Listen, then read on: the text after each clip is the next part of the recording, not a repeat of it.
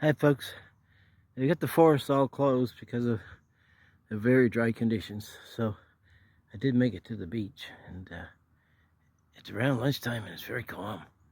Yeah, so I think I'll tell you a story. Why not? And if you see a fish jump, just scream out, okay? Because it's usually not this calm around this time of day. Anyways, we had this car salesman. He was a young guy, and he was a good guy.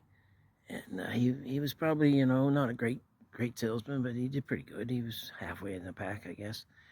And he was in a bad motorcycle accident, and he banged up his leg real bad. And our wonderful surgeons in New Brunswick, they fixed him right up, and they got him back to just like new, and it was unbelievable. But he came back, and he was all set to go. And it seemed like every time he was talking to a customer, he was telling them about his motorcycle accident, and they left without buying. So I told him that you can't be telling people about your motorcycle accident anymore. They just don't want to hear. They're here to buy a car, not listen to your medical problems. He said, yeah, okay. And it was like a day later, and there he was again, describing the whole operation and everything.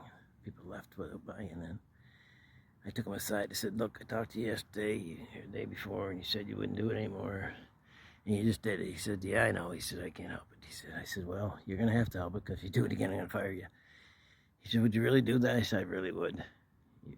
You just can't go on like this. You're costing the company thousands of dollars. So, sure enough, he did it, and I fired him. End the story. I'm having guests for supper tonight, and I'm thinking maybe I should dress a little bit better than I used to do. So, how do I look?